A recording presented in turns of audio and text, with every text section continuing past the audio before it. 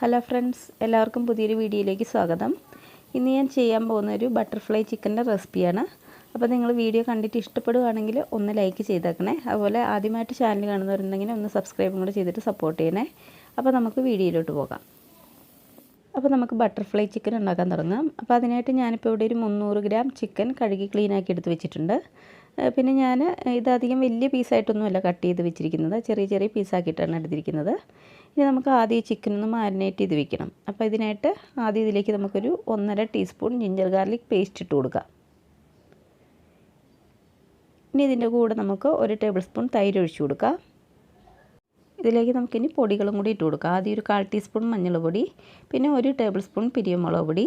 അപ്പോൾ നല്ല മുളക് പൊടിയാണ് എടുക്കുന്നതെങ്കിൽ ഇത്രയ്ക്ക് തന്നെ എടുക്കണ്ട. പിന്നെ ഒരു 1/2 ടീസ്പൂൺ കുരുമുളക് പൊടി. ഇത്രയ്ക്ക് പൊടികളെ ഞാൻ ചേർത്ത് കൊടുക്കുന്നുള്ളൂ. അപ്പോൾ നമുക്ക് കൂടുതൽ എരിവൊക്കെ വേണമെന്നുണ്ടെങ്കിൽ ചില്ലി ഫ്ലേക്സും ചേർത്ത് കൊടുക്കാം. ഞാനിപ്പോൾ അതൊന്നും ചേർത്ത് കൊടുക്കുന്നില്ല. ഇനി നമുക്കിതിലേക്ക് 1 ടീസ്പൂൺ സോയാ സോസ് ചേർത്ത് കൊടുക്കാം.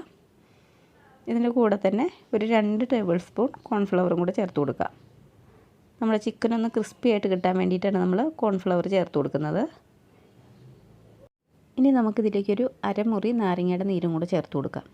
നമ്മൾ നേരത്തെ തൈരും അതുപോലെ സോയാ സോസൊക്കെ ചേർത്തിട്ടുണ്ട്. അപ്പോൾ അത് നോക്കിയിട്ട് വേണം നാരങ്ങയുടെ നീര് ചേർത്ത് കൊടുക്കാൻ. ഇനി ഇതിലേക്ക് നമുക്ക് ആവശ്യത്തിന് ഉപ്പിട്ട് കൊടുക്കാം. അതിനുശേഷം ഇതെല്ലാം കൂടെ നന്നായിട്ടൊന്ന് മിക്സ് ചെയ്തെടുക്കാം.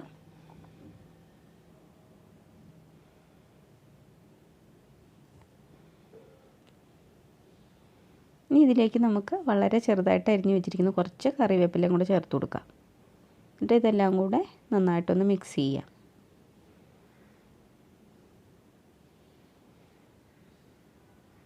ഇതിന് നമുക്ക് കുറഞ്ഞതൊരു അരമണിക്കൂറെങ്കിലും ഒന്ന് റെസ്റ്റ് ചെയ്യാനായിട്ട് മാറ്റി വയ്ക്കണം. അങ്ങനെയാണെങ്കിൽ ഇതിലേക്ക് നമ്മുടെ ഉപ്പും അതുപോലെ പുളിയും ആ എരിവൊക്കെ നന്നായിട്ട് പിടിക്കുകയുള്ളൂ. അപ്പോൾ ഒരു അരമണിക്കൂർ നമുക്കിത് അടച്ചു വെച്ചിട്ട് റെസ്റ്റ് ചെയ്യാനായിട്ട് മാറ്റി വയ്ക്കാം. ഇനി ഞാനിവിടെ ഒരു 3 ഉരുളക്കിഴങ്ങ് ഇതുപോലെ ഒന്ന് സ്ലൈസ് ചെയ്തെടുത്ത് വെച്ചിട്ടുണ്ട്. അപ്പോൾ നമ്മളിത് സ്ലൈസ് ചെയ്യുമ്പം കൂടുതലങ്ങോട്ട് തിക്കാവാനും പാടില്ല, അതുപോലെ കൂടുതൽ തിന്നാവാനും പാടില്ല. ഈ ഒരു വലിപ്പത്തിലാണ് കട്ട് ചെയ്തെടുക്കേണ്ടത്. ഇനി നമുക്കൊരു പാത്രത്തിലേക്ക് ഒരു 2 ടേബിൾ സ്പൂൺ കോൺഫ്ലവർ ചേർത്ത് കൊടുക്കാം.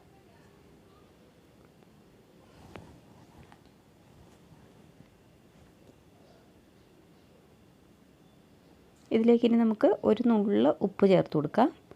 അതിനുശേഷം ആവശ്യത്തിന് വെള്ളം ഒഴിച്ചു കൊടുത്തിട്ട് ഇത് നന്നായിട്ടൊന്ന് കലക്കിയെടുത്ത് വയ്ക്കാം.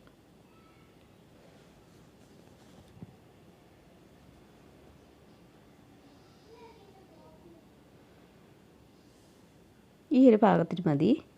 ഇനി നമ്മൾ സ്ലൈസ് ചെയ്ത് വെച്ചിരിക്കുന്ന പൊട്ടറ്റോ ഇതിലേക്ക് ഇട്ട് കൊടുക്കാം.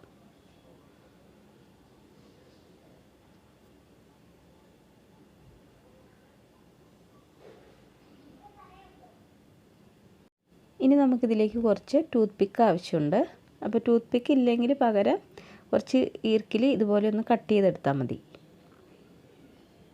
ഇനി നമ്മൾ എന്താ ചെയ്യുന്നതെന്ന് വെച്ചിട്ടുണ്ടെങ്കിൽ നമ്മളിപ്പോൾ സ്ലൈസ് ചെയ്ത് വെച്ചിരിക്കുന്ന ആ പൊട്ടറ്റോ ആ മിക്സിയിൽ നന്നായിട്ടൊന്ന് മുക്കിയെടുക്കുക. അതിനുശേഷം നമ്മുടെ ചിക്കൻ പീസ് ഓരോന്നായിട്ട് ഇതിൻ്റെ ഉള്ളിലേക്ക് വെച്ച് കൊടുക്കുക. ഇതുപോലെ ഒന്ന് വെച്ച് കൊടുക്കുക. അതിനുശേഷം ആ ടൂത്ത് പിക്ക് എടുത്തിട്ട് ഇതുപോലെ പൊട്ടറ്റോയിലും അതുപോലെ ആ ചിക്കൻ പീസിലും വീണ്ടും ആ പൊട്ടറ്റോയിലും കൂടെ ഒന്ന് കുത്തി കൊടുക്കുക. ഒരു സൈഡിൽ നിന്ന് അടുത്ത സൈഡിലേക്ക് കുത്തി കൊടുക്കുക. ഇതുപോലെയാണ് ചെയ്യേണ്ടത്. ഇനി ഞാൻ അടുത്ത ഒരെണ്ണം കൂടെ ഇതുപോലെ ഒന്ന് ചെയ്ത് കാണിക്കാം. ഒരു ചിക്കൻ പീസ് വെച്ച് കൊടുക്കുക. എന്നിട്ട് ഇതുപോലെ പതുക്കെ ഒന്ന് മടക്കി കൊടുക്കുക. എന്നിട്ട് ഒരു ടൂത്ത് പിക്ക് വെച്ചിട്ട് ഇതുപോലെ ഒന്ന് കുത്തി കൊടുത്താൽ മതി. അപ്പോൾ ഇതുപോലെ നമുക്ക് ബാക്കിയുള്ളതൊക്കെ പെട്ടെന്നൊന്ന് റെഡിയാക്കി എടുക്കാം. ഇപ്പം ഞാൻ എല്ലാം ഒന്ന് റെഡിയാക്കി എടുത്തിട്ടുണ്ട്. അപ്പോൾ നമ്മൾ ഇത് ഉണ്ടാക്കുന്ന സമയത്ത് ചിക്കൻ പീസൊക്കെ വളരെ ചെറുതായിട്ട് എടുക്കുകയാണെങ്കിൽ നമുക്കിത് പെട്ടെന്ന് ഫ്രൈ ചെയ്തെടുക്കാൻ പറ്റും. അപ്പോൾ നമ്മുടെ എണ്ണ ചൂടായി വന്നിട്ടുണ്ട്. ഇനി നമുക്കിതിലേക്ക് ഓരോന്നായിട്ട് ഇട്ട് കൊടുക്കാം.